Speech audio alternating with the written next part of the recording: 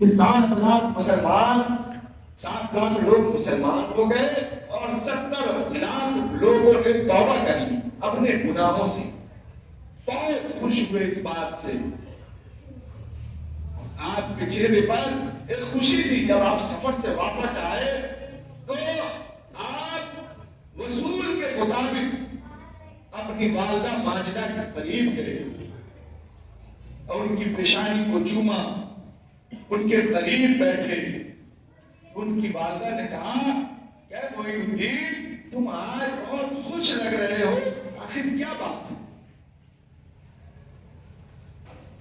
تو خواجہ صاحب رحمۃ اللہ علیہ نے فرمایا کہ والد امی جان اس سفر میں بہت اچھا ہوا, یہ سفر ہمارا بہت اچھا ہوا. میں جس طرف جاتا تھا لا الہ الا اللہ لا الہ الا اللہ محمد رسول اللہ کی گونج اٹھ رہی تھی.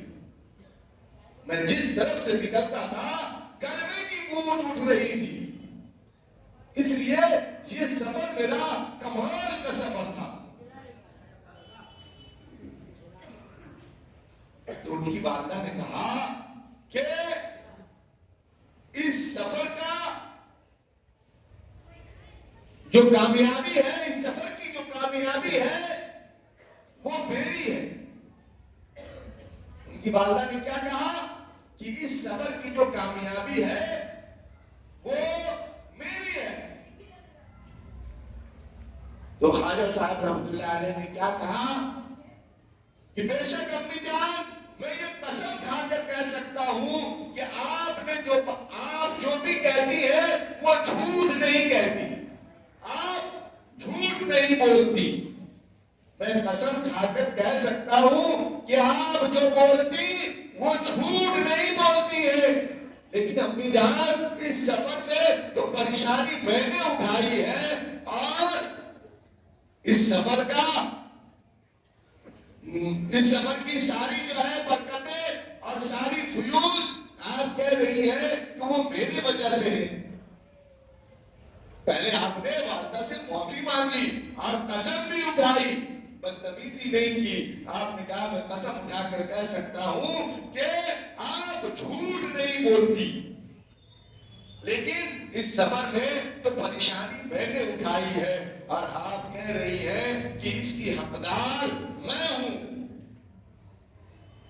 آپ مجھے اس بات کو سمجھا دیں. یہ سبب ہے اس امت مسلمہ کے لیے اور اس امت کے عورتوں کے لیے, اس امت کے مردوں کے لیے کہ جو ہم فتنوں میں پڑے ہوئے ہیں, آپ ان فتنوں سے باہر آئیں. ان کی والدہ نے کہا کہ جب میں آپ کو دودھ پلاتی تھی گود میں تو آپ کو ڈھانک لیتی تھی اور اپنے رب الکریم کے طرف اپنے آنچل کو اٹھا کر دعا کرتی تھی کہ اے میرے پروردگار, میرے معین الدین کو تو اپنا ولی بنا.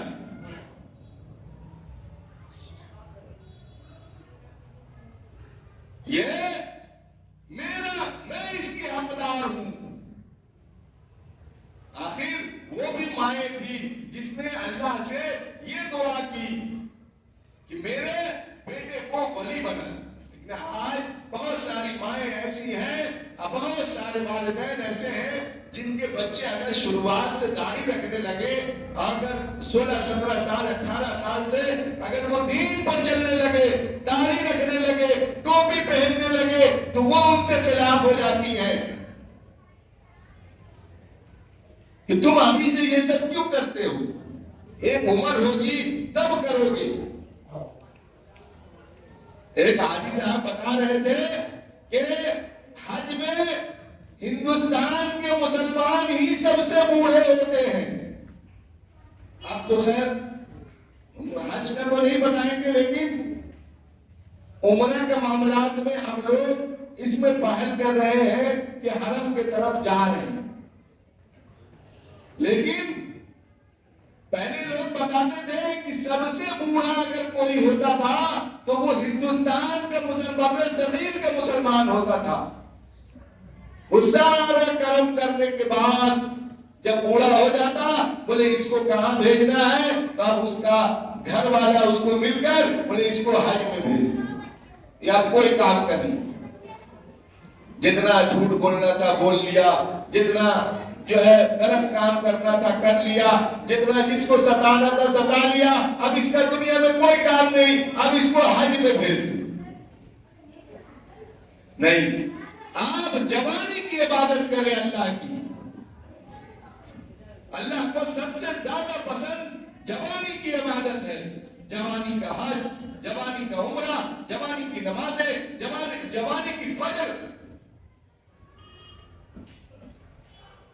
تو آج میں نے دیکھا، میں آپ میں طنز و تشریح نہیں کر رہا، میں نے بار بار کہا کہ میں چاہتا ہوں کہ آپ اللہ سے ڈرنے والے بنے، اللہ کے اس عذاب سے ڈرنے والے بنے جو اللہ نے آپ کو قرآن میں حدیث میں بتایا ہے کہ آپ کے ساتھ کیا ہونے والا ہے. اگر آپ ان باتوں سے نہیں ڈرتے ہیں تو اس کا مطلب ہے کہ آپ غیروں کی طرح آنے والی زندگی کو نہیں مانتے.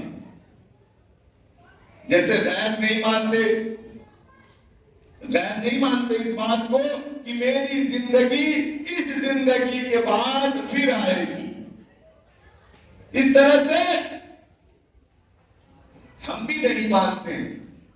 جو لوگ اللہ سے نہیں ڈرتے وہ اس بات کو نہیں مانتے کہ ہم کو پھر سے اٹھایا جائے گا اور ہم کو سزا دیا جائے گا اور ہم سے پوچھا جائے گا کہ تم نے اپنی زندگی میں کیا کیا. تم نے کتنی نمازیں پڑھی، تم نے کتنے روزے رکھے، تم نے کتنی زکاتیں ادا کی، تم نے کس کو تکلیف پہنچائی. خواجہ صاحب رحمۃ اللہ علیہ نے یہ ساری نصیحت آپ کے لیے دنیا میں چھوڑی ہے. اور آپ بے شک خواجہ صاحب کو ماننے والے بنے، ہم بھی مانتے ہیں. اگر نہ مانے تو مسلمان نہیں.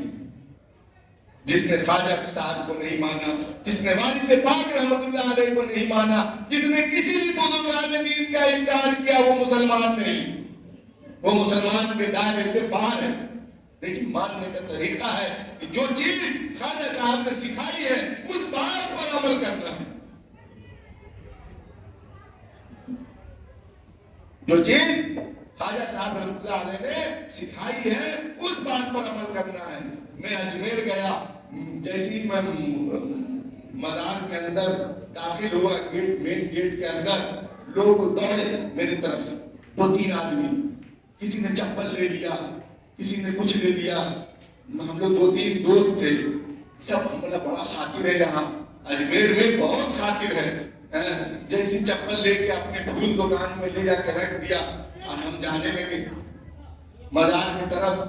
تو کہا کہ آئیے کچھ لے لیجیے. میں نے کہا مجھے یہ سب تو لگتا نہیں ہے، میں تو ان کی زیارت کرنے کے لیے آیا ہوں، کچھ پڑھنے کے لیے آیا ہوں. تو انہوں نے چپل میرا واپس کر دی. بولے اپنا چپل لے لو، یہ میرے کام کا نہیں ہے. بولے یہ 24 نمبر ہے. انہوں نے نمبر بھی طے کیا ہوا، چپل دے دیا. اب بولے یہ 24 نمبر ہے. میں پہلے سوچ رہا تھا کہ یہ خاطر میں ہے، لیکن اس کو تو اپنا مال بیچنا تھا. میں نے اس کا مال خریدا نہیں. پھر اس کے بعد میں مزار کے اندر گیا. مزار کے اندر جب داخل ہوا، میں کھڑا ہو کر ایک کونے میں فاتحہ پڑھنے لگا. جیسے داخل ہوا ایک نے میرا گردن پکڑا، بولا چادر میں گھسا. میں نے کہا نہیں، میں تو فاتحہ پڑھوں گا، میں گھسانے کہیں نہیں آیا. بولے اس کو ہٹاؤ، ادھر کر دو. بولے جدھر کرو ہم فاتحہ پڑھیں گے اور چلے جائیں گے. میں نے فاتحہ پڑھا. پڑھنے کے بعد میں مزار کا پورا گشت کیا. یہ منبر رسول ہے، میں جھوٹ نہیں بول رہا. میں نے مزار کا پورا گشت کیا. مجھے کوئی جگہ اچھی نہیں لگی. جہاں اچھی مطلب کہ سب جگہ عورتیں مرد سب بیٹھے تھے، کہیں پر قوالی ہو رہی تھی. ایک جگہ جو ہے دعا پڑھی جا رہی تھی، دعا یونس، لا الہ الا انت سبحانک انی کنت من الظالمین. املی کا بہت سارا ڈھیر رکھا ہوا تھا پیے کا، اس میں پڑھ رہے تھے. میں وہاں بیٹھ گیا پڑھنے کے لیے، اور سب لڑکے سب ادھر ادھر تھے، اس لیے میں بیٹھ گیا. وہ لوگ جب تک آئیں گے جب تک دعا پڑھ لیتے ہیں. جب دعا پڑھ رہا تھا تو ایک بغیر داڑھی بغیر موچھ کالی ٹوپی پہنے ہوا ایک ہاتھ میں جھاڑو لیے ہوا ایک آیا, سب کھڑے ہو گئے, سب کے سر پر ایسے ایسے ایسے ایسے ایسے وہ جھاڑو مارنا. میں بیٹھا رہا, تسبیح پڑھتا رہا, اس لیے کہ مجھے سکھایا گیا ہے کہ جب اللہ کا کلام پڑھا جائے تو پھر کسی کی عزت نہیں. تو جب میں نہیں اٹھا تو مجھے 2-3 آدمی کہہ رہے کہ اٹھو اٹھو اٹھو نا, اٹھو, آ گیا, اٹھ جاؤ. وہ کہنے لگا چھوڑ دو, اس کے اوپر جو ہے 24 نمبر کا بھوت ہے. جھاڑو کر کے نکل گئی. اس کے بعد سے وہ مجھے ایسے ٹارگیٹ میں لیا, میں جہاں پر بیٹھتا تھا وہ ہم ہی کو دیکھ رہا تھا. لاسٹ میں ہوٹل میں چلے. تو یہ حالت ہے. ان کو خوف ہے اس بات کا کہ پتہ نہیں کون آ جائے اور ہمارے کام میں رونا ڈال دے, اس لیے کہ وہ دین پر نہیں ہے. وہ عمل جو کر رہا ہے وہ عمل غلط ہے. جو اللہ کے نبی صلی اللہ علیہ وسلم نے سکھائی ہے وہ عمل وہ نہیں کر رہا, تبھی تو اس کے دل میں خوف ہے. جو اللہ اور اللہ کے رسول کے راستے پر چلے گا اس کے دل میں کبھی خوف نہیں ہوگا, کسی کا ڈر ہی نہیں ہوگا. وہاں کی مسجدیں خالی ہیں, ہم لوگوں نے نماز پڑھی, مسجد میں 2 صف ہے, باقی سارے کے سارے لوگ مزار میں بیٹھے ہوئے ہیں. یہ دین کہاں سے لاتے ہیں؟ یہ دین کس نے سکھائی ہے؟